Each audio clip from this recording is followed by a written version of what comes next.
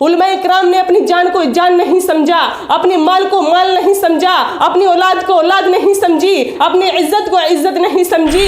नहमदुहु व नुसल्ली अला रसूलिहिल करीम, अम्मा बाद।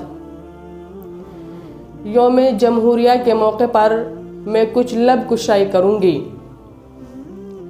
आज आप किसी गली में, किसी कूचे में, कहीं पर भी चले जाएं, किसी शहर में, किसी देहात में, किसी गांव में या कस्बे में चले जाएं, हर जगह आपको यौम जमहूरिया के नग़मे सुनाई देंगे। वो जिन्होंने इस मुल्क को आज़ाद करने के लिए लड़ाइयाँ लड़ी, वो जिन्होंने इस मुल्क के लिए अपने खून बहाए, जिन्होंने इस मुल्क के लिए अपनी गर्दनें कटाई, जिन्होंने इस मुल्क के लिए अपनी बीवी को बेवा और बच्चे को यतीम कराए, वो मुसलमान हैं, ख़ास तौर से उलमा इकराम हैं। मेरे कहने का मतलब ये नहीं है कि और बिरादरान वतन ने इस मुल्क में अपनी कुर्बानियाँ नहीं दी, जंग आज़ादी नहीं लड़ी, उन्होंने भी कुर्बानियाँ दी, जंग आज़ादी लड़ी, लेकिन उलमा इकराम ने बेहद कुर्बानियाँ दी। उलमा इकराम ने अपनी जान को जान नहीं समझा, अपने माल को माल नहीं समझा, अपनी औलाद को औलाद नहीं समझी, अपनी इज्जत को इज्जत नहीं समझी। अगर ज़रूरत पड़ी माल की तो माल लुटाकर, अगर ज़रूरत पड़ी इज्जत की तो इज्जत लुटाकर, पूरे तन मन धन से कुर्बानियाँ देकर इस मुल्क को आज़ाद कराया। सबसे बड़े रहनुमा हज़रत मौलाना मोहम्मद हुसैन मदनी हैं और महात्मा गांधी, पंडित जवाहरलाल नेहरू, अब्दुल कलाम, शाह वलीउल्लाह अब्दुल अजीज, ये ऐसे रहनुमा हैं जिन्होंने जंग आज़ादी लड़ी, जिन्होंने लड़ाई लड़ी, अपने खून बहाए, किसी की परवाह ना करी, अपनी माल और दौलत की, अपने बीवी बच्चों की परवाह ना करी। सामीन और सामियात, ये आज़ादी हमें इतनी आसानी से नहीं मिली, इतनी आसानी से ये आज़ादी हमें हासिल नहीं हुई। इस आज़ादी के लिए तो न जाने कितने उलमा इकराम को फांसी के फंदे पर चढ़ा दिया गया, न जाने कितने हिंदुस्तानियों ने अपने सर को कटाए, न जाने कितने लोगों को अपने माल जायदाद से हाथ धोना पड़ा, जब जाकर ये आज़ादी हमें मिली। इतनी आसानी से ये आज़ादी हमें मिली। अंग्रेजों ने इल्म बरदारों पर न जाने कैसे कैसे जुल्म किए, उनको जेल खानों में बंद कर रखा, लेकिन वो शेर हिम्मत नहीं हारे, उन्होंने हिम्मत नहीं तोड़ी, वो फिर भी आगे बढ़े और लड़ाइयाँ लड़ी इस मुल्क को आज़ाद कराने के लिए। इसके खातिर उन्होंने मुसीबतें झेली और आज यह आज़ादी हमें कितनी आसानी से मिली। आखिरकार अंग्रेजों ने उनके सामने अपने घुटने टेक दिए, उनको झुकना पड़ गया।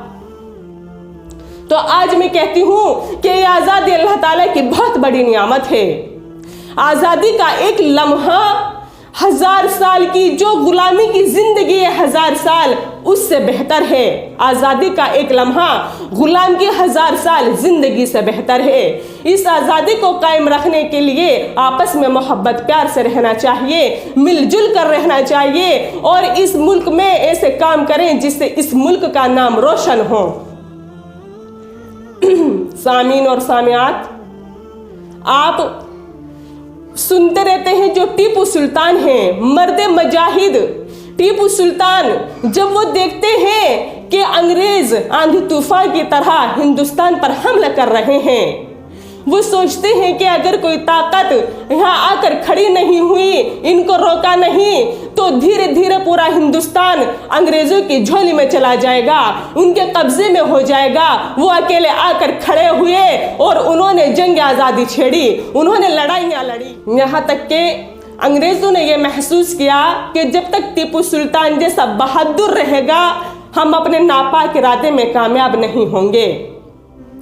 उन्होंने टीपू सुल्तान ही को पहले मारना चाहा। जब तक टीपू सुल्तान जिंदा रहे, किसी की ये हिम्मत नहीं थी कि इस मुल्क को अपना मुल्क कह सके।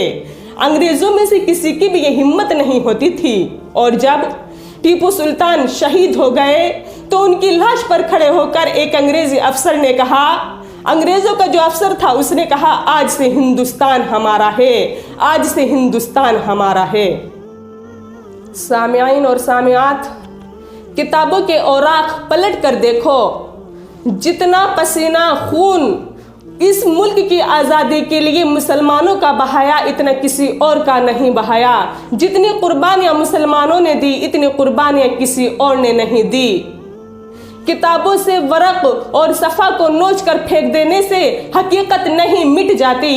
अगर तुम हमारी कुर्बानियों को चश्मपोशी करना चाहते हो तो करो, लेकिन याद रखो इस धरती का जर्रा जर्रा हमारी आज़ादी की तारीखी से वाकिफ है कि कितनी कुर्बानियां हम लोगों ने दी। और टीपू सुल्तान जैसे मर्द मुजाहिद ने कैसे उनका मुकाबला किया, आज भी तारीख शाहिद है। और मैं कहती हूँ कि अगर इस जंग में उलमाए किराम ना होते तो आज ये हिंदुस्तान आज़ाद ना होता। अगर इसके रहबर उलमाए किराम ना होते तो क्या तहरीक ना चलती, हिंदुस्तान छोड़ो तहरीक ना चलती, रेशमी रुमाल तहरीक ना चलती, कोई भी तहरीक ना चलती। अरे गर्ज ये कि उलमाए किराम ने अपना तन मन धन सब कुछ कुर्बान करके इस मुल्क को आज़ाद कराया, इस गुलाम हिंदुस्तान को आज़ाद कराया। मगर अफसोस इस बात का होता है जब बिरादरान मगर अफसोस इस बात का होता है जब बिरादरान वतन इस बात को कहते हैं और हम उनकी ये बात अपने कानों से सुनते हैं कि मुल्क की आज़ादी के लिए मुसलमानों और उनके रहनुमाओं ने कोई खास किरदार अदा नहीं किया। अफसोस है इस बात पर। सबने तफाक इत्तेहाद से मिलकर इस हिंदुस्तान को आज़ाद कराया, इस मुल्क के लिए लड़ाइयाँ लड़ी और सूली पर चढ़े, न जाने कितनों के सर कटे, कितनों के बच्चे यतीम हुए, सबने मिलकर ये कुर्बानियाँ दी। और ख़ास तौर से उलमाए किराम ने। वमा अलैना इल्लल बलाग।